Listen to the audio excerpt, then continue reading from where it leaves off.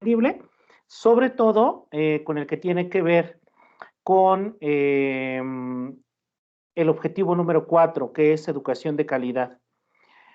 Para los que nos dedicamos a educación, incluso para ustedes como estudiantes, como parte de esta facultad en la universidad, pues es importante identificar estos objetivos de desarrollo sostenible y sobre todo saber cómo desde las diversas trincheras en donde estamos, desde los diversos elementos de nuestra formación profesional, podemos ir haciendo cosas que finalmente le abonen a estos objetivos del desarrollo sostenible. Para mí, el hablar de educación hoy con ustedes, pues es finalmente un gusto. Me siento muy honrado de la invitación y pues vamos a comenzar un poquito. Fíjense que esta parte de los objetivos del desarrollo sostenible que se nos han presentado y en especial el objetivo número 4, que es el de educación de la calidad, pues ha permeado en los últimos años, en los últimos 20 años, aunque es un trabajo que se ha desarrollado por lo menos desde hace más de 30 años. Como veremos ahorita en alguna de las diapositivas que vamos a compartir, este objetivo número 4 de educación de calidad viene trabajándose incluso desde los años 90, viene cocinándose poco a poco y finalmente se da a conocer en este momento, ¿no? Repito, para los que nos dedicamos a esto de la educación, a cualquier nivel es importantísimo conocerlo y creo que para ustedes también, por la propia formación y porque seguramente en algún momento les tocará hacer política, hacer leyes que tienen que ver con educación y qué mejor que irlo conociendo desde estos momentos.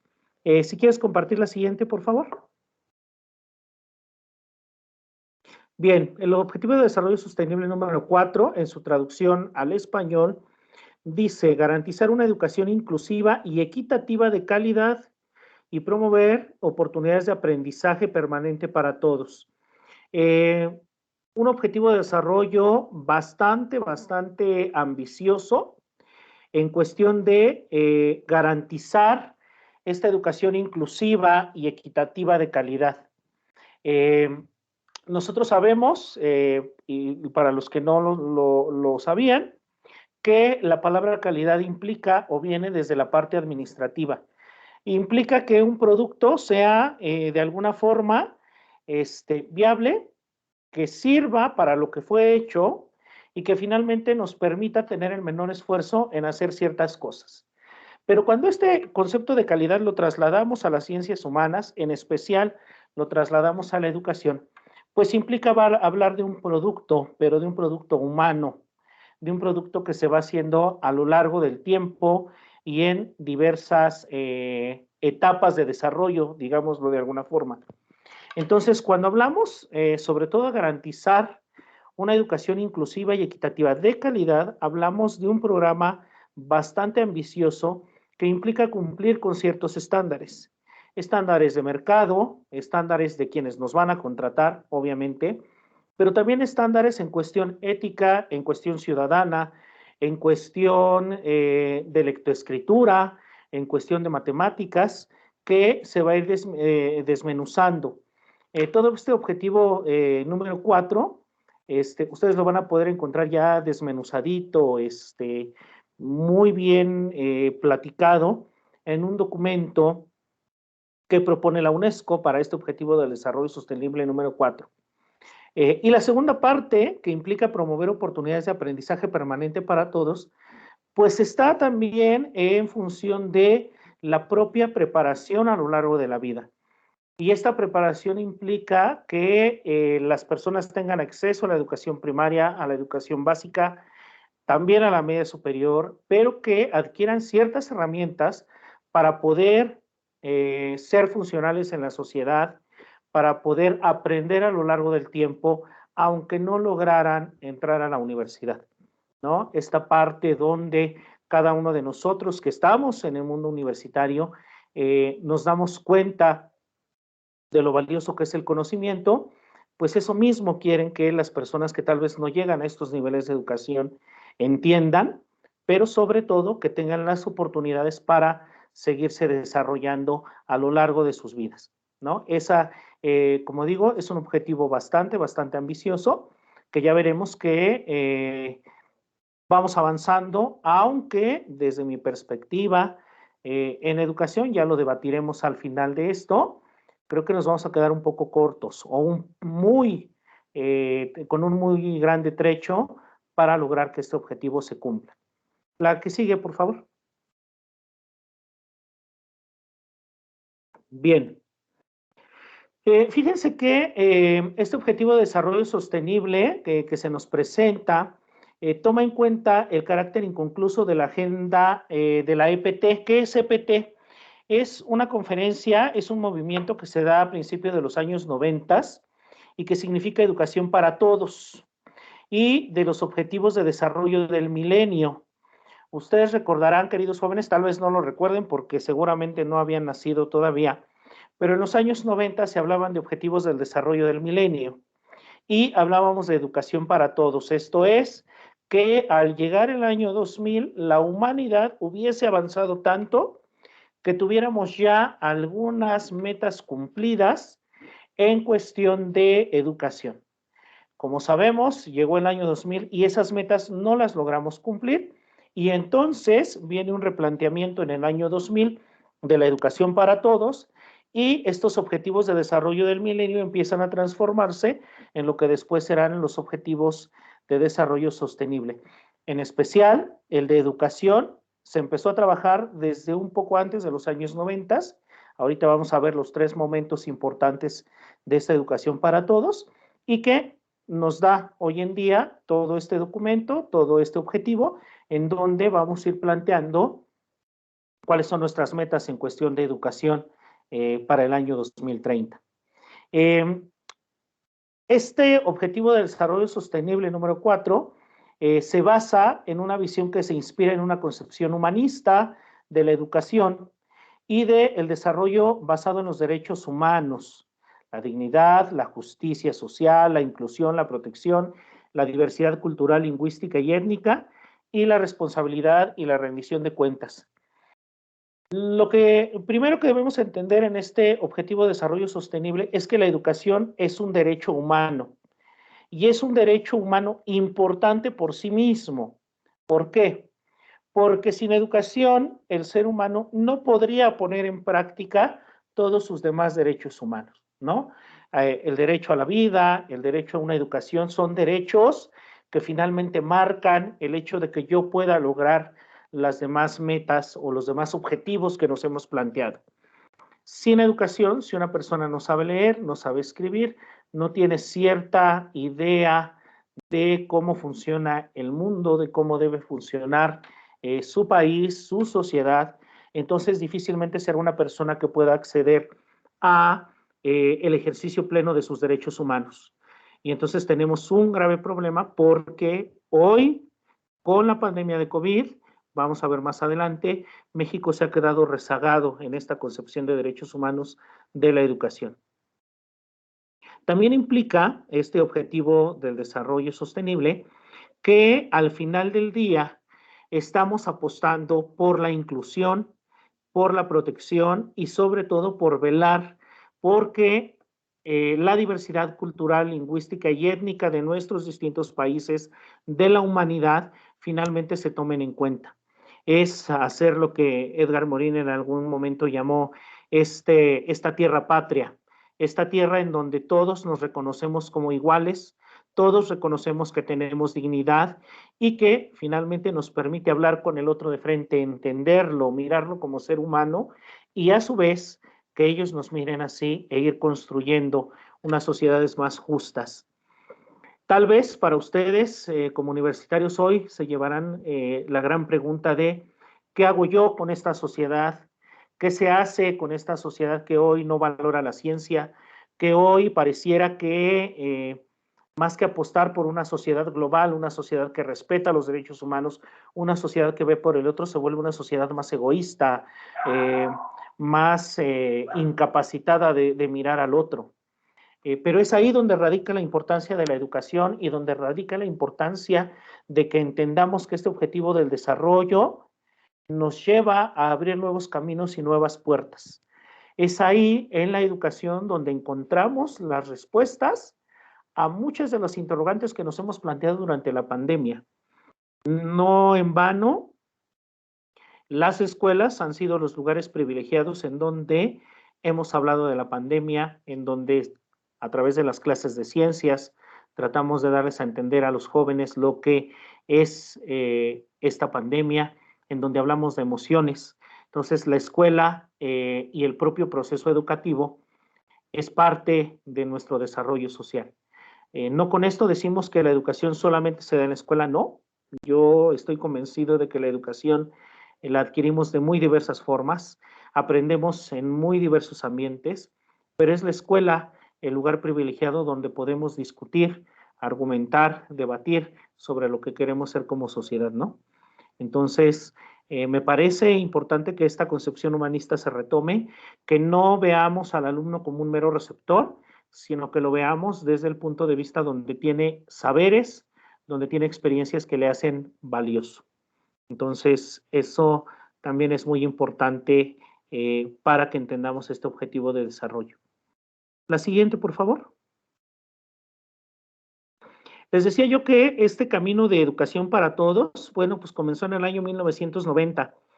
Quiero decirles que la UNESCO, a lo largo del tiempo, como encargada incluso de este objetivo de desarrollo, fue trabajando en estas últimas 3 décadas, sobre todo con lo que tenía que ver con alcanzar ciertos niveles de escolarización o de educación en el mundo. La primer gran conferencia que se da sobre educación para todos la tenemos en Yomtien, en Tailandia, en el año 1990. Ahí se empezó a hablar un poco sobre la educación básica, que todas las personas en el mundo alcanzaran por lo menos la escolarización primaria y que la terminaran. Caminamos así toda esa década de 1990 al año 2000, pero finalmente esa meta no se cumplió por los múltiples problemas que existieron en esa década. Fue algo que se quedó muy corto lo que se logró, aunque hubo algunos avances, y entonces en el año 2000 se replantea. Y fíjense, jóvenes, que esto es importante porque si nosotros vemos, las grandes reformas educativas se dan justo después de Yomtien. Las grandes reformas educativas del sistema educativo mexicano, para quienes lo vayan a estudiar y ya para quienes quieran ver un poco más de las reformas educativas, se da en el año 1993 a través del Acuerdo de Modernización de la Educación en México, y es ahí donde se dan los primeros avances hacia las reformas más grandes. Se cambian los planes de estudio, el acuerdo de modernización trae ciertos derechos laborales para los maestros, el sistema educativo tiene como una reingeniería, y vamos avanzando, pero incluso México no llega a la escolarización universal de la educación primaria, ¿no? En esa década se avanza, pero aún con todo el avance que se tuvo, nos vamos a quedar cortos en ese primer objetivo de educación para todos. En el año 2000, ya con los objetivos del desarrollo del milenio, se reúnen en Dakar, que sería la segunda gran conferencia en Senegal, en donde pues se dice, no cumplimos con lo que Yomtien nos había pedido, hubo ciertos problemas, hay problemas que no solamente le interesan a la educación, sino que son problemas políticos, son problemas armados, problemas militares que finalmente están haciendo que nosotros no logremos esto que nos habíamos proyectado en Yomtien. Y entonces, bueno, pues en Dakar se habla otra vez de la escolarización, pero ahora se pone el acento en los más desfavorecidos, en países en donde las guerras, los desplazamientos, la migración son problemas bastante fuertes y que se tiene que poner especial atención en esos países. Así nos fuimos, año 2000, 2010, se reúnen en el año 2015 otra vez en Incheon, en la República de Corea del Sur, y finalmente de ahí es donde nace esta iniciativa de los Objetivos de Desarrollo Sostenible. es la conferencia de Incheon, el documento rector de Incheon, el que se toma como base para la construcción de este cuarto objetivo de desarrollo sostenible. Y ya en Incheon, pues ya hablamos de educación de calidad, de dar las herramientas para que la gente que logra su escolarización logre terminar ciertos niveles y que si no acaba la universidad, por lo menos tengan las herramientas para seguir aprendiendo a lo largo de su vida y desarrollarse. Se pone también especial énfasis en que los sistemas educativos tendrían en algún momento que medir hacia dónde estaban llegando, ¿no? Y esto es un ejercicio que ya se había venido haciendo. Recordarán ustedes, seguramente en algún momento le hicieron frente a los famosos exámenes PISA, a los famosos exámenes enlace, donde a partir de la medición de los aprendizajes, bueno, pues se decía, el país va avanzando o no va avanzando, ¿no? Que también, y eso tengo que decírselos, es una cuestión también bastante preocupante que estemos en los últimos lugares, y también viendo con quién nos estamos midiendo, ¿no? Esto es, no es que seamos menos, no es que tengamos menos capacidades, pero nuestras situaciones contextuales, económicas, políticas, sociales son diferentes. Entonces, ahí me parece que es donde están los puntos clave de todas esas evaluaciones. Y es así como desde 1990 hasta el año 2015, pues se viene trabajando en este objetivo de desarrollo sostenible número 4 y que pues ya tiene su base en Incheon en el año 2015, ¿no? La que sigue, por favor. Bueno, pues ahora sí, vamos a entrar ya en materia a Educación 2030. ¿Qué es lo que se pretende para la Educación 2030? La siguiente, por favor.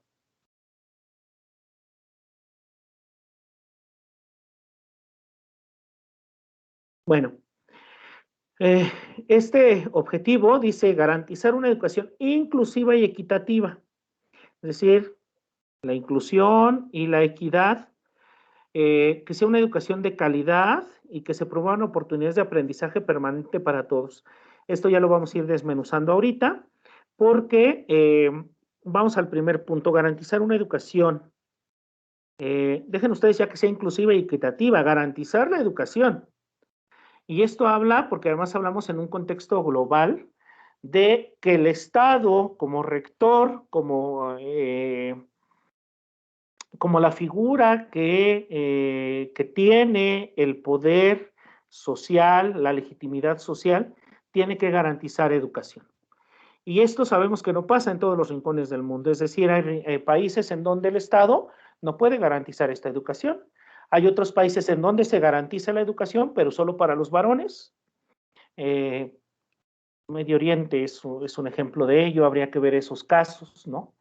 Incluso comunidades en México donde hoy en día todavía las escuelas solamente asisten los hombres, o donde los grados más altos de escolarización se logran por los hombres y las mujeres se quedan relegadas, ¿no? Entonces, primero garantizar una educación, después inclusiva y equitativa y de calidad, y después ya de todo eso, promover oportunidades de aprendizaje permanente para todos, ¿no?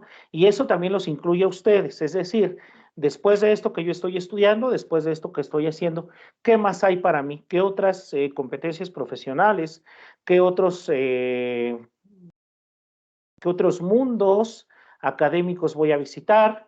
¿Qué voy a hacer por seguirme formando a lo largo de la vida, ¿no?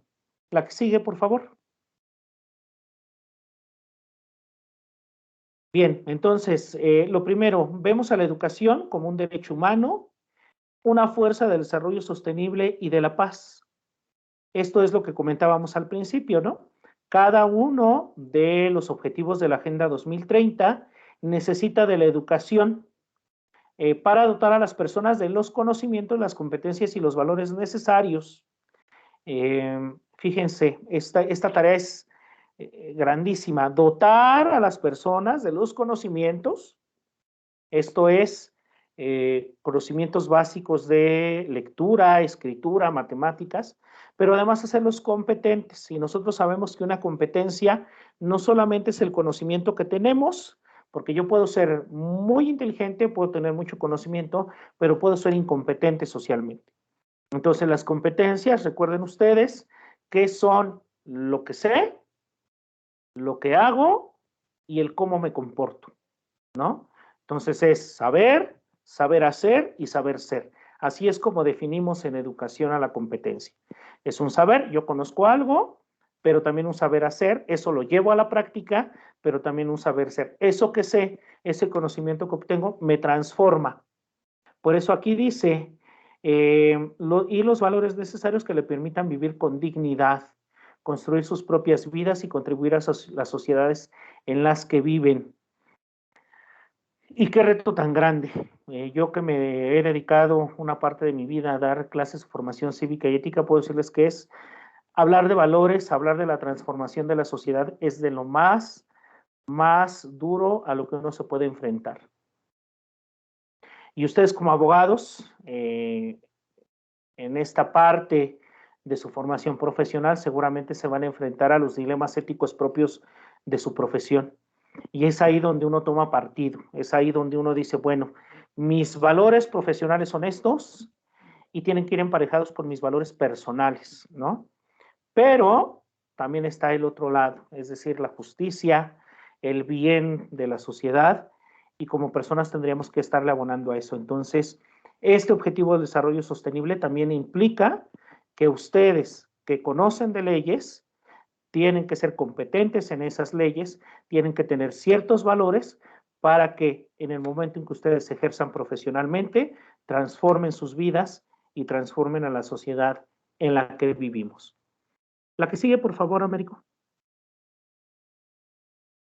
Bien, ¿qué problemas hay o cuál es el diagnóstico a grosso modo de este objetivo de desarrollo sostenible?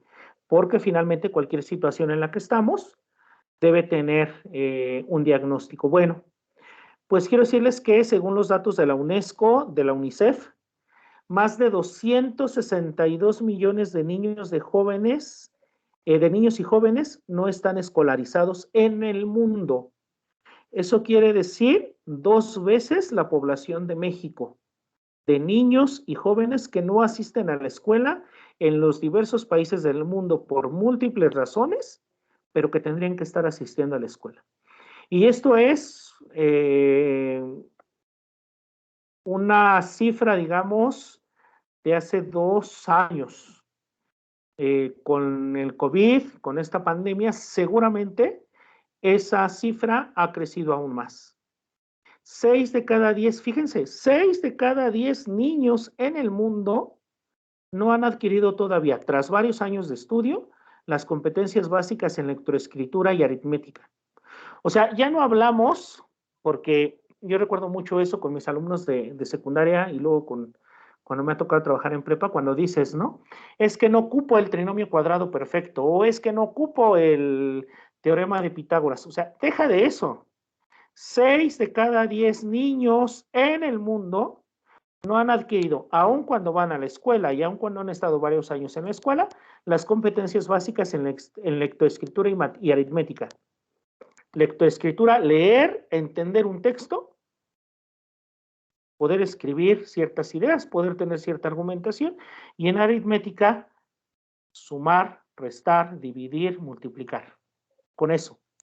Y aún así, 6 de cada 10 niños tienen problemas con eso a lo largo de su escolarización. Y ahí tendríamos que analizarnos nosotros, ¿no? O sea, si tengo esas capacidades o no, si tengo esos conocimientos o no, y qué voy a hacer para cambiarlo. Y bueno, en el mundo, 750 millones de adultos son analfabetos. Adultos. Algo que contribuye a la pobreza y a la marginación. Y en nuestro país este también es un grave problema porque hoy tenemos una gran cantidad de adultos en México que no saben leer ni escribir y que eso contribuye a que en sus comunidades se vean marginados o a que salgan de sus comunidades hacia otras comunidades, traten de obtener mejores condiciones de vida, pero no lo logren por el propio analfabetismo. Entonces, sí es un grave problema el que tenemos por delante, sobre todo pensando en que nos quedan 8 años para cumplir con los objetivos que se nos han planteado en este ODS. La que sigue, por favor. Bueno, los principios de este objetivo del desarrollo sostenible. Nos habla de que la educación, obviamente, pues es un derecho humano fundamental y es un derecho habilitador de otros derechos, ¿no? Lo que decíamos. Este derecho humano de educarme me transforma, pero me permite el acceso a el goce, el disfrute, el poner en práctica mis otros derechos. La educación es un bien público cuyo principal garante es el Estado y eso no se nos debe de olvidar. Tras varios años de lucha en México, y si ustedes se van tal vez a la historia de la educación en México, se van a dar cuenta que el hecho de que hoy podamos estar aquí conversando, el hecho de que ustedes puedan asistir a la universidad no es de gratis. Se convirtió en un bien público, sí, pero tras varios años de lucha, tras muchos sacrificios, tras muchas reformas, tras una serie de luchas sociales. Y el principal garante es el Estado. Y por ahí tenemos un problema también en México, en esto. Más adelante lo vamos a tocar un poquito, ¿no? Y la igualdad de género está estrechamente relacionada con el derecho a la educación para todos. Ojo, educación para todos implica todos y todas, si pudiéramos decir, ¿no? Esto es, no importando el género, deberíamos tener el mismo acceso a la educación en este país y en todo el mundo, pero sabemos que no es así. Sabemos que no es así y que seguramente esto va a hacer que este objetivo de desarrollo sostenible no se cumpla tal cual en el año 2030. La que sigue, por favor, Américo. Bien, ¿qué es calidad en la educación? Bueno, pues calidad es el elemento fundamental del derecho a la educación y que consiste en garantizar que haya resultados de aprendizaje pertinentes, equitativos y eficaces en todos los niveles y entornos. Fíjense que esta palabrita de calidad en la educación ya estaba en la Ley General de Educación en México. Por ahí de las reformas de Enrique Peña Nieto, se metió esta parte, o en uno de los artículos de la Ley General de Educación, se metió esta parte de calidad. Y ya se nos hablaba de que tenía que ser pertinente, equitativa, eficaz, ¿no? Dándole un tinte mucho más hacia la medición de los resultados, hacia que el sistema educativo hiciera mucho más por los niños, pero como una parte administrativa, no en la parte pedagógica. La parte pedagógica de la educación se cambió muy poco. Entonces ahí también entramos en un dilema. Por un lado, ustedes como estudiosos del derecho, la ley dice una cosa, pero en la realidad estamos haciendo otra. Y la ley va por un lado y la pedagogía va por otro. Entonces no lográbamos empatar esa situación. Con el presidente López Obrador, en la última reforma a la Ley General de Educación, esto de calidad pasa a un segundo término, incluso en algunas partes se borra el término y se habla de una educación de excelencia. Entonces, a lo mejor con algunos otros tintes, pero cuando uno lee las dos leyes, puede uno darse cuenta que hay ciertos puntos en donde convergen las dos leyes generales de educación, ¿no? Eso en el caso de México. En el caso del mundo, bueno, pues seguimos trabajando con esto de calidad en la educación. La calidad en la educación supone que los alumnos adquieran competencias básicas de lectura, escritura y cálculo, que serán los pilares para el aprendizaje futuro, así como para las competencias de orden superior. ¿Y esto dónde se obtiene? Pues en la educación básica, ¿no? En el preescolar, en la primaria y en la secundaria, que serían como los niveles en México, los niveles de educación obligatorios, incluyendo hoy al bachillerato, ¿no? Pero eso implica también que nuestro sistema educativo tiene que ir trabajando hacia la mejora y hacia la mejora continua. Y lamentablemente los resultados que hoy tenemos, pues nos dicen que no estamos tan bien ni en lectura, ni en escritura, ni en cálculo. Es decir, debe venir una reingeniería de los planes de estudio, ya por ahí se habla de ciertos cambios, tendrá que venir también de la mano de ciertos cambios en la ley y en la política educativa. Y eso será un trabajo, y yo creo que eso es parte de lo que ustedes tendrán que analizar después. En México no tenemos un trabajo a largo plazo, como que pareciera que los gobiernos van viendo nada más a cada 6 años y los cambios en educación siempre vienen a la mitad del sexenio y entonces llega el otro sexenio y se enciman los cambios y en lo que nos acostumbramos a unos ya vienen los otros y no hay como ese alcance a futuro, ¿no? Entonces, ese también es un problema en la calidad de la educación en México. La que sigue, por favor.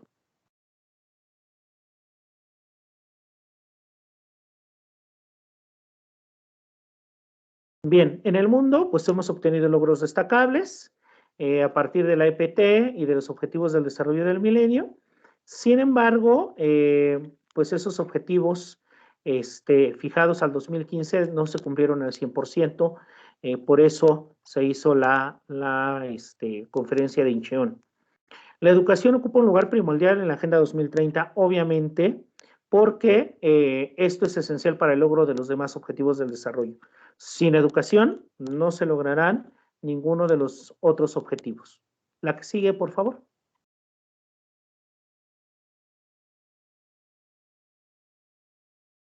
Ok. Esta parte del objetivo de desarrollo número 4 nos habla de que los sistemas educativos deben ser pertinentes y adaptarse a los mercados laborales. Fíjense, o sea, al final del día volvemos a hablar de educación, pero pegada al mercado laboral, porque finalmente es lo que ustedes van a hacer, ¿no? Entonces nos dice, la educación debe de ir justo con el mercado laboral, avanzando y avanzando tecnológicamente, avanzando y poniéndose al día con los problemas como son la urbanización, la migración, estos cinturones, lo que llamamos en algunos momentos cinturones de pobreza. Las escuelas deben dar respuesta a todo esto, ¿no? Incluso veámoslo con la pandemia, nos fuimos a clases a distancia, clases en línea, y los maestros no sabíamos cómo utilizarlos. Los maestros en estos 2 años creo que nos hemos capacitado y hemos tratado de ir a la par, aunque falta mucho, porque finalmente el hecho de que la educación continúe implica que tratamos de ir en contra de la pobreza, en contra de la desigualdad y de amenazas cada vez mayores a la paz y a la seguridad. Habría que ver ahí también toda esta parte de cómo juega la política con la educación, ¿no? Ese es un papel importantísimo que ustedes deberán tomar en cuenta. La que sigue, por favor. Bien, y bueno, estos objetivos tienen ciertos subobjetivos o ciertas metas, digámoslo así, que son las que voy a compartir con ustedes, un poco leyéndolas, para que ustedes se den cuenta hacia dónde vamos, ¿no? Y lo que implica todo este trabajo. De aquí a 2030, por ejemplo, dice velar porque todas las niñas y todos los niños terminen los ciclos de la enseñanza primaria y secundaria, que ha de ser gratuita, equitativa y de calidad y producir los resultados escolares pertinentes y eficaces. Y hablamos de todas las niñas y todos los niños de cualquier condición. Por eso se habla de una educación gratuita. Ya ustedes me dirán en un momento más si creen que lo vamos a cumplir. Nos faltan 8 años. 4.2, de aquí a 2030, velar porque todas las niñas y todos los niños tengan acceso a servicios de atención y desarrollo en la primera infancia y a una enseñanza preescolar de calidad, a fin de que estén preparados para la enseñanza primaria. Habría que preguntarnos hasta dónde vamos a avanzar. De aquí a 2030, asegurar el acceso en condiciones de igualdad para todos los hombres y las mujeres a una formación técnica, profesional y superior de calidad, incluida la enseñanza universitaria. Y a ustedes les toca trabajar por esto porque finalmente ustedes terminarán la carrera y están siendo formados como universitarios y se van a medir sus resultados para el 2030. Entonces, habría que preguntarnos si de verdad estamos teniendo una educación superior de calidad, pero también qué tanto nosotros estamos exigiendo esa educación superior de calidad y qué tanto vamos jugando con estos resultados. La que sigue, por favor. De aquí a 2030, aumentar sustancialmente el número de jóvenes y adultos que tienen las competencias necesarias, en particular técnicas y profesionales, para acceder al empleo, al trabajo decente y al emprendimiento. Entonces, también tenemos que medir cuántos de ustedes que están terminando la universidad van a lograr contratarse en lo que estudiaron o en algo relacionado con eso, ¿no? El panorama se ve difícil, no los quiero espantar, ¿verdad? Pero eso implica que entonces me tengo que preparar más. Y eso implica también el fenómeno que estamos viviendo en México sobre los posgrados. Hoy, los que estudian la licenciatura también están estudiando una maestría, entonces están empujando, porque antes decías, bueno, la licenciatura ya la tengo, con eso me quedo, hoy no, hoy hay que seguirse preparando, ¿no? Incluso los que ya tenemos un doctorado, pues tenemos que seguir preparándonos porque esto no lo es todo, y más en el mercado laboral. Entonces, también implica que ustedes no descansarán de estudiar ni de prepararse a lo largo de su vida. De aquí a 2030, eliminar las disparidades de género en la educación y garantizar el acceso en condiciones de igualdad de las personas vulnerables, incluidas las personas con discapacidad, los pueblos indígenas y los niños en situación de vulnerabilidad a todos los niveles de enseñanza y la formación profesional. Y eso también implica una transformación de nuestra sociedad y de lo que vamos haciendo y de la transformación de la política educativa, que aunque no esté en nuestras manos, tendría que estarse transformando para esto. De aquí a 2030, garantizar que todos los jóvenes y al menos una proporción sustancial de los adultos, tanto hombres como mujeres, tengan competencia de lectura, escritura y aritmética. Entonces, veremos cómo vamos a lograr eso. De aquí a 2030, garantizar que todos los alumnos adquieran los conocimientos teóricos y prácticos necesarios para promover el desarrollo sostenible, entre otras cosas, mediante la educación para los derechos humanos, la igualdad entre los géneros, la promoción de la cultura de la paz y la no violencia, la ciudadanía mundial y la valoración de la diversidad cultural y de la contribución a la cultura del desarrollo sostenible, entre otros medios. Entonces, fíjense cuán ambicioso es esta meta. De aquí a 2030 tenemos que lograr que todos los que entren a la escuela también transformen su visión del mundo. Y eso es luchar contra los prejuicios, luchar contra la ignorancia, incluso me atrevería yo a decir, luchar contra la ignorancia de aquellos que ya están preparados, luchar contra esos prejuicios de aquellos que se supone ya tienen cierta preparación profesional. Entonces, es también bastante complejo esta meta, ¿no? La que sigue, por favor. Ya casi vamos a terminar. Bien, y hay otras metas que tienen que ver ya con lo que los sistemas educativos, lo que la política tiene que hacer junto con la economía. Y bueno, la 4.A, le llaman ellos, dice, construir y adecuar instalaciones escolares que respondan a las necesidades de los niños y las personas discapacitadas y tengan en cuenta las cuestiones de género y que ofrezcan entornos de aprendizaje seguros, no violentos, inclusivos y eficaces para todos. Y esto implicaría también, si hablamos de México, una inversión bastante amplia en la adecuación de todos los edificios de las escuelas. Cosa nada fácil, aunque se han hecho algunos esfuerzos, pero también luchamos contra, en el caso específico de México, para cumplir con esta meta, con escuelas bastante antiguas, ¿no? Con escuelas muy antiguas que aún así siguen funcionando. Yo quiero decirles que en educación tenemos como un dicho, donde dice que educamos alumnos del siglo XXI con maestros del siglo XX en escuelas del siglo XIX, porque los modelos pedagógicos de ese siglo decían, todos mirando al frente, todos viendo al profesor, todos así, nadie voltea, nadie hace nada. Entonces vean cómo esto también incluye una reingeniería de la pedagogía en México y en el mundo. 4B, de aquí a 2020, aumentar sustancialmente a nivel mundial el número de becas disponibles para los países en desarrollo, en particular los países menos adelantados. Y ahí hacen mención de África, para que sus estudiantes puedan matricularse en programas de estudios superiores, incluidos programas de formación profesional y programas técnicos, ¿no? Entonces, también estamos volteando hoy a ver África, aunque no solamente es ver África, también es voltear a ver América Latina, América del Norte, ¿Qué estamos haciendo? ¿No? Incluso Asia, los países asiáticos, ¿qué están haciendo? Porque esto que está sucediendo en este momento en Medio Oriente, con las cuestiones políticas, los refugiados, todo esto, pues le pega a lograr este objetivo del desarrollo.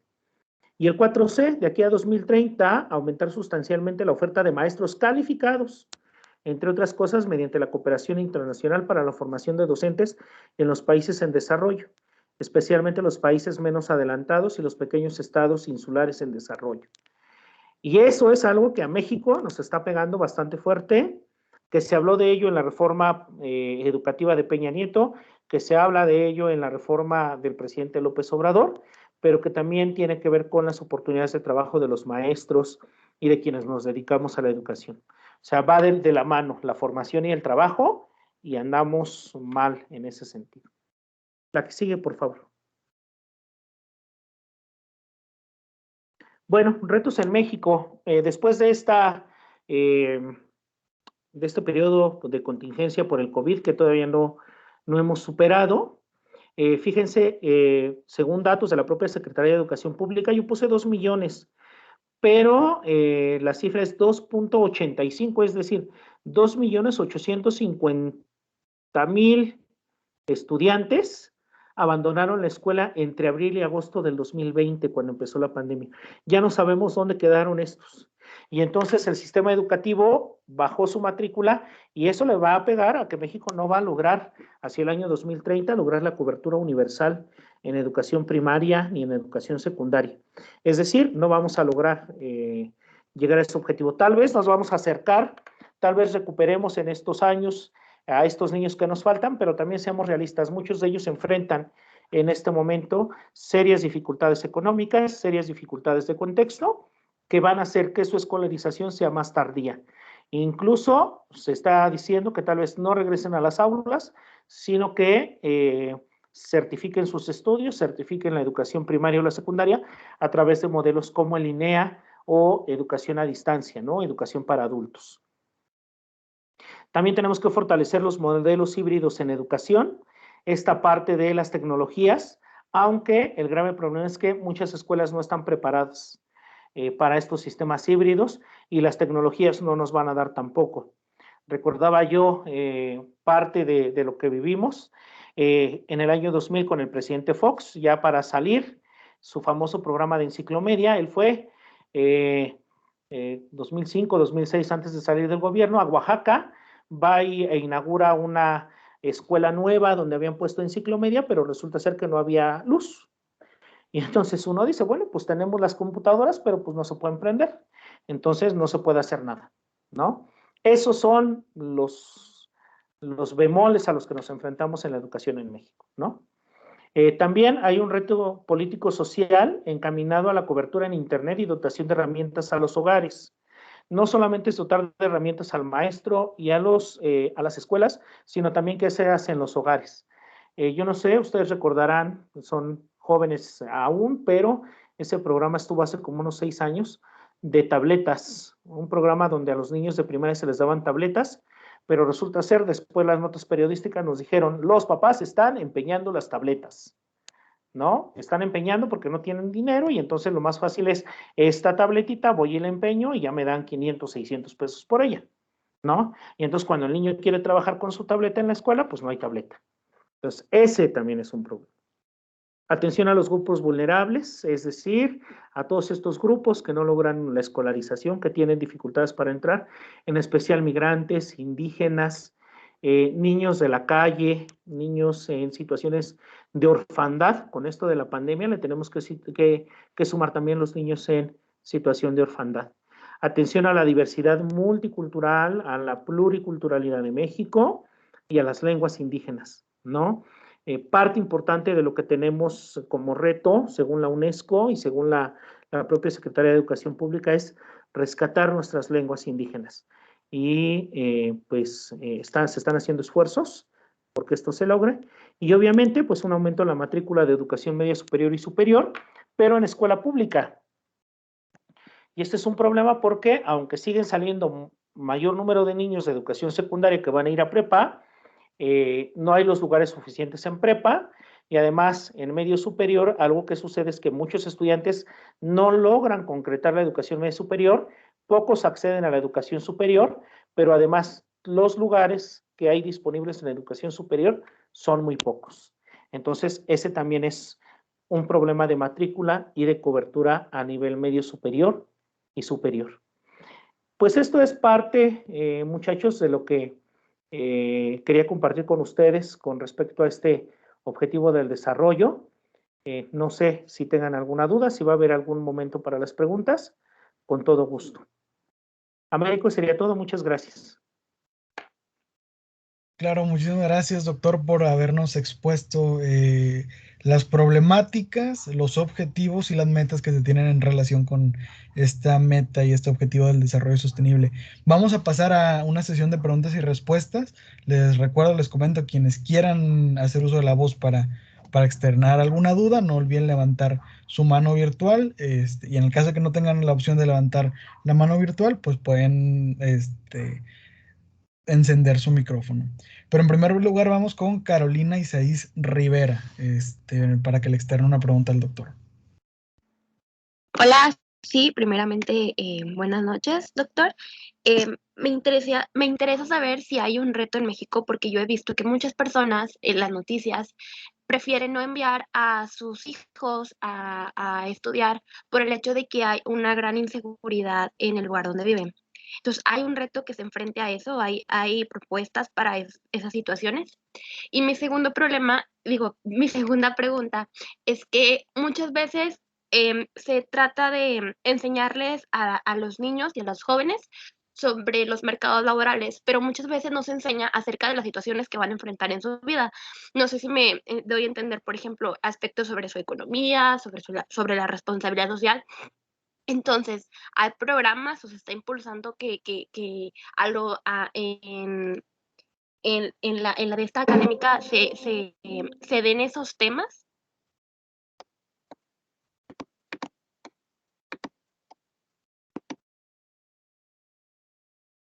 Bien, gracias Carolina por la pregunta. Fíjate que en México, sí, como tú bien lo dices, tenemos un problema de inseguridad y una de las metas habla sobre situaciones o grupos vulnerables. Y aquí se mete todos los niños que viven en situaciones o en zonas donde la violencia es el pan de cada día, ¿no? Podemos imaginarnos, por ejemplo, los niños que están viviendo ahorita en Irak, en Irán, las amenazas de la invasión de Rusia y las peleas con Estados Unidos, pero vamos a nuestro contexto y en las noticias vemos cada vez con mayor frecuencia maestras con niños en las escuelas tirados en el piso porque fuera de la escuela hay una balacera, hay ciertas cosas. Entonces, sí hay una meta que mide cuántos de esos niños ya no están asistiendo a la escuela. Aunque es un indicador poco conocido porque las autoridades no dan mucha certeza sobre eso. Sobre todo en estados en donde el narcotráfico pues está bastante arraigado, ¿no? Y esa es otra parte que va con la pregunta de Carolina, que es, no hay una valoración de la educación hoy. Ustedes, como jóvenes universitarios, seguramente se han encontrado con jóvenes a lo largo de su vida que dicen, pues es que yo gano más vendiendo droga que estudiando, ¿no? Entonces también eso implica que esos jóvenes que estaban en riesgo han sido absorbidos por la delincuencia organizada y que finalmente difícilmente van a terminar su escolarización. Incluso decíamos, ¿no? En muchos casos antes de los 20 años estarán muertos, ¿no? A lo mejor muy crudamente, pero así será. Y bueno, con relación a lo de los mercados laborales, fíjate que en la reforma de Peña Nieto y en el currículum de esa reforma venía una materia que se llamaban los famosos clubs. Y parte del magisterio en México hubo una propuesta para que en esos clubes se diera educación más que robótica, más que esas cosas, que les enseñáramos a los niños a ahorrar, que diéramos educación financiera, que se les hablara sobre a lo mejor su proyecto de vida, pero no como nos lo enseñan en formación cívica, sino ya un proyecto de vida detallado.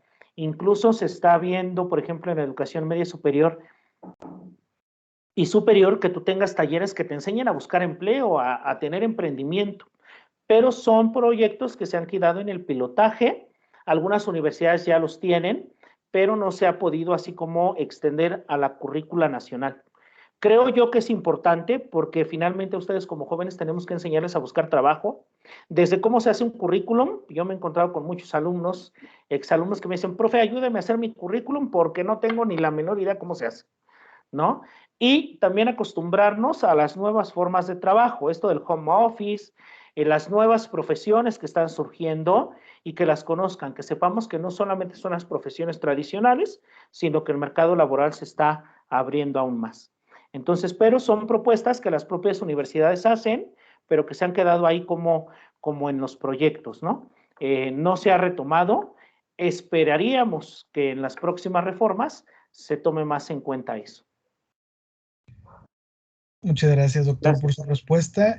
Actualmente tenemos una pregunta en el chat. Ahora vamos con los que tienen las manos levantadas. Pero la pregunta en el chat dice, en la situación por la cual está pasando el Estado de Nuevo León, poniéndolo un poco en contexto, que se decretó el regreso obligatorio a la presencialidad a partir de esta semana, y con la situación en las diferentes familias, ¿cree usted que se pueda llegar a cumplir este objetivo de la educación de calidad? Bueno, primero, creo yo que no se va a cumplir porque la calidad también implica que las intervenciones de la autoridad deben ser pertinentes. Y me parece que no estamos siendo pertinentes en este momento. Aunque yo soy maestro de educación básica y educación pública, sí tenemos un problema de asistencia. Tal vez en su estado ya los están diciendo, ¿saben qué? Tienen que regresar, ya no podemos, porque también la autoridad está buscando esto, que los niños menos favorecidos regresen a las aulas. Eso es lo que se persigue. Al final del día se persigue que no solamente los que se pueden conectar en su casa ya regresen, sino que también los que están sin comunicación. Tenemos perdidos 2 millones de alumnos, entonces tenemos que encontrarlos. Y una forma de encontrarlos es haciéndolos que regresen a las aulas. Aunque eso implica también, ustedes como estudiosos del derecho lo sabrán, que en algún momento pudiera violentarse el derecho a la salud. Entonces, ahí habría que tomarlo en cuenta. Además, quiero comentarles que con el rezago que vamos a tener por estos 2 años de pandemia, con el rezago en los aprendizajes, no vamos a lograr al 100% la meta de la educación de calidad. O sea, eso sí hay que dejarlo bien en claro. Si ya de por sí estábamos en los últimos lugares, con este rezago vamos a tener mayores problemas para ponernos en la competencia mundial. Sí hay que ser muy realistas, yo no quiero decir que todo está perdido, podemos rescatar algunas cosas, pero este rezago de estos 2 años nos va a atrasar por lo menos otros 10. Gracias. Perfecto, muchas gracias por responder la pregunta de Adrián, doctor. Y por último, vamos a pasar primero con Rey Arturo y después vamos con Carolina Isaís. ¿Le parece? Vamos a hacerlas en bloque, que digan las preguntas una tras otra y las responde en conjunto. Licenciado Arturo tiene la voz. Muy buenas noches, gracias licenciado por estar aquí con nosotros, dándonos este objetivo que es muy importante. Mi pregunta es, ¿qué tanto de estas reformas, de estas grandes reformas que se han hecho a través de la historia y a través de los años en nuestro país han influido para seguir en ese rezago educativo que tenemos desde hace muchos años? Porque el rezago educativo no es de hace 2 años, no es de que inició la pandemia, sino ya tiene bastante tiempo. Y la segunda, ¿qué políticos y qué encargados de hacer reformas, sobre todo a la ley educativa, estarían capacitados precisamente para hacer un buen anclaje en cuanto a lo que es una ley educativa, una reforma educativa acorde a las necesidades de esta Agenda 2030? Es todo cuanto. Gracias. Carolina, adelante. Bueno, no sé si me escucha. Bueno, como mencionamos, un objetivo que se trata de buscar y que es un poco difícil de alcanzar es la calidad de la educación. Entonces, yo supongo que la calidad de la educación primeramente debe venir de los docentes que la vayan a impartir. Entonces, ¿hay algo que regule la forma en que los docentes están impartiendo, la forma en la que educan a los futuros em, estudiantes o niños? Ok, ¿sería todo, Carolina? Sí, sería todo. Ok, perfecto. Bueno, primero con la pregunta de Ray Arturo. Mira, nosotros debemos recordar que finalmente, quiero comentárselos, la Constitución de 1917 fue una de las primeras que consagró el derecho a la educación, de las primeras en el siglo de las que se hablaba del derecho a la educación. Sin embargo, nosotros sabemos que la historia de México ha tenido como muchos vaivenes, y uno de esos grandes vaivenes han sido los gobiernos y los planes, es decir, cada gobierno tiene como su propia idea, ¿no? Por ejemplo, nosotros podemos hablar de Lázaro Cárdenas con la educación socialista, y a los 6 años, o antes de terminar Lázaro Cárdenas, justo con la Guerra Mundial, se cambia el artículo 3º, se le quita lo socialista, se hace a un lado eso y se viene a traer otra situación. Creo yo, desde donde mi expertise me da, que los grandes logros de la educación en México se dieron en la época de Torres Bodet. Ahí es donde está como el gran despegue de México, porque además económicamente nos fue bien, y entonces eso le permitió a Jaime Torres Bodet en el sexenio de López Mateos hacer como grandes reformas, el libro de texto gratuito, todo lo que se venía, ¿no? Incluso Torres Bodet, para los que no conocen su historia, pues fue parte de la UNESCO, fue de los grandes fundadores de la UNESCO y de los mexicanos más sobresalientes en ese organismo, ¿no? Entonces, pareciera ser que en ese periodo la educación va muy encarrilada, vamos bien, pero vienen las crisis económicas y eso le pega al carajo a la educación, ¿no? Entonces, después vienen ya los planes y programas por áreas, ya no por asignaturas, sino por áreas, después cambiamos asignaturas. Entonces, hemos venido como jugando con las reformas. Yo creo que no hay una reforma al 100% eficaz. El acuerdo para la modernización educativa de los años 90 le dio un poder al sindicato tremendo. Entonces, con todo eso, creo que fue cuando nos fuimos a pique, ¿no? Entonces, pareciera ser que nuestra época gloriosa pudo haber sido la de Torres Bodet en la Secretaría de Educación Pública. Y en cuestión de los políticos que pudieran hacer una ley educativa acorde, pues yo no hablaría en este momento de nombres, yo más bien hablaría de los propios asesores que tienen. Y yo creo que si voy a hacer una reforma en educación, a los primeros que les tengo que preguntar es a los maestros, y a los expertos en educación y a los investigadores, y no solamente irme por la vía política, por la vía de lo que me está marcando mi líder, ¿no? Yo creo que esa parte es muy importante cuando se va a hacer una ley o cuando se va a reformar la Ley General de Educación. Entonces, ahí ustedes como estudiantes de Derecho tendrían que poner mucha atención en qué términos se están utilizando, en hacia dónde va esa ley y los alcances que pudiera tener. Y sobre todo también preguntar, bueno, ¿qué estamos haciendo? Y cómo la propia Secretaría de Educación Pública va a poner en práctica esta ley que nosotros vamos a hacer. Porque al final del día puede ser una muy buena ley, pero si en la práctica no se aterriza, tenemos un problema. La ley dice una cosa y nosotros hacemos otra, ¿no? Y en la cuestión de Carolina, fíjate, Carolina, que sí, bueno, quiero decirles, en educación básica nosotros tenemos planes y programas que se deben de ir cumpliendo. Con la reforma de Enrique Peña Nieto se buscó que los perfiles de los maestros fueran acordes con lo que iban a llegar a ser. Es decir, que se evitara esta parte de la venta de plazas, del amiguismo, de esa idea de, pues aunque sea de maestro voy y aunque no de clase, yo nada más cobro, ¿no? Se buscó hacer una serie de perfiles sobre educación. Sin embargo, al momento de aterrizar esa reforma, en el momento ya de hacer las convocatorias, en el momento de hacer el proceso, las cuestiones administrativas son terribles, porque además en México no solamente tenemos la formación de maestros quienes salimos de las normales, sino también quienes estudian en las universidades, pedagogía, psicología, y depende el modelo de la universidad y dependen los programas de estudio, y entonces es como todo un abanico de opciones que finalmente dificultan cuando alguien ya va a dar clase, ¿no? Esa es una parte problemática del sistema educativo mexicano, el tener tantas opciones de formación y el que en muchas ocasiones muchos profesionistas que no tienen como éxito en su área laboral van a dar clase y es algo que no les gusta y entonces ese también es un problema, ¿no? Yo creo que ustedes, mejor ustedes que yo, se dan cuenta quiénes de sus profesores dan una clase con pasión y saben del tema y comparten porque les gusta y quienes no lo hacen.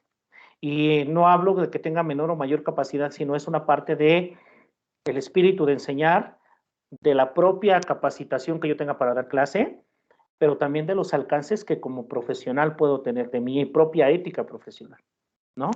Entonces, pero sí, se supone que sí, en el papel hay perfiles profesionales y hay figuras, en específico los asesores técnicos, los directivos, que tienen que vigilar que el maestro vaya operando el currículum tal como es. Pero también ahí nos enfrentamos a otro problema, el diseño del currículum.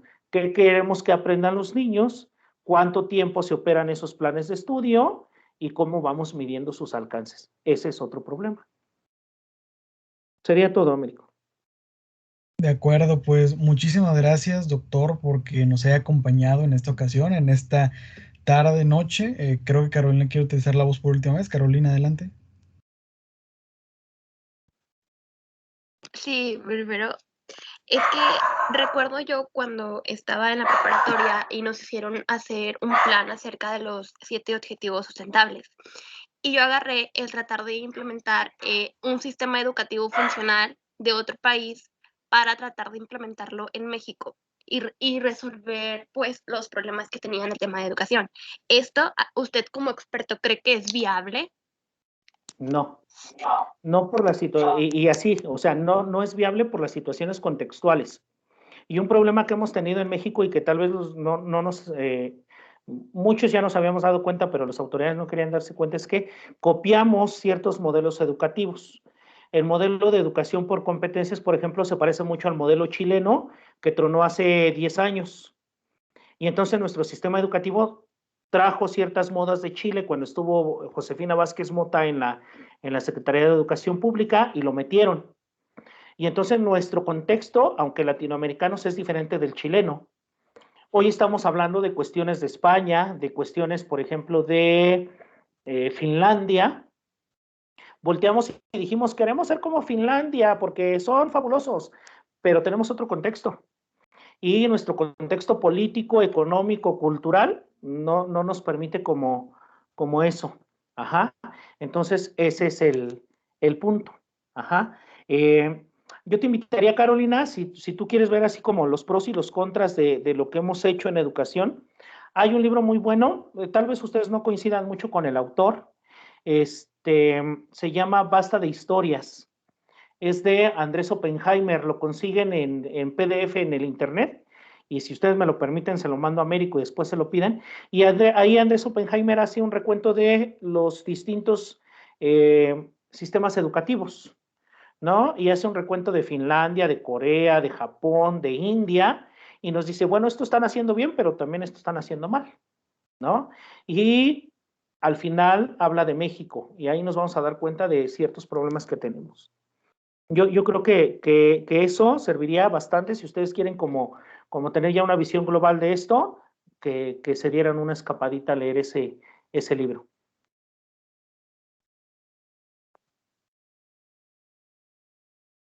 De acuerdo. Muchísimas gracias igual por esa recomendación literaria terminando esta conferencia. Le comentábamos, doctor, muchísimas gracias por acompañarnos el día de hoy. Un honor para toda la Asociación Estudiantil Futuro, para todos los presentes y especialmente para mí, que hace algunos años fui su alumno y que hoy de nuevo nos toca colaborar ahora en otra instancia educativa. Es por eso que es aún más para mí un honor entregarle a mi mentor y considero igual forma amigo, el doctor Víctor Hugo Barajas Alvarado, esta constancia, este reconocimiento por haber participado en las conferencias de Objetivos de Desarrollo Sostenible con el tema 4, Educación de Calidad, firmado por nuestro vicepresidente Raúl Rojas, su servidor Américo Salazar y fechado el 16 de febrero del presente año. Y de igual forma, entregarle este reconocimiento por parte de la Facultad de Derecho y Criminología de la Universidad Autónoma de Nuevo León al doctor Víctor Hugo Barajas Alvarado por su valiosa participación como ponente en la conferencia organizada por la Asociación Estudiantil Futuro con el tema Educación de Calidad, que se llevó a cabo el día 16 de febrero del 2022, firmado por nuestro director, el maestro Oscar Lugo Cerrato. De nueva cuenta, le comento, un honor el que nos haya acompañado. Muchísimas gracias por habernos dedicado un espacio de su tiempo, de su agenda. Y pues bueno, bienvenido sea a la familia Futuro. Y es así, de esta forma, en la que, agradeciéndole de nuevo, damos por terminada esta cuarta sesión de las conferencias de Objetivos de Desarrollo Sostenible. Doctor, si quiere utilizar el espacio para comentar algo más de despedida, se lo agradecemos. Y no sin antes recordarle a los demás aquí presentes que nos vemos el próximo sábado a las 19 horas. Es todo, gracias. Muchas gracias a todos. Gracias a la Asociación Futuro por permitirme compartir con ustedes estos momentos.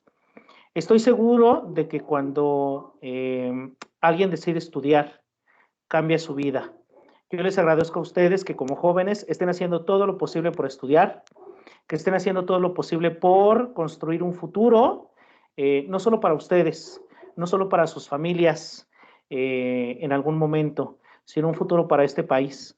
En la escuela, en las aulas, es donde está el presente de México.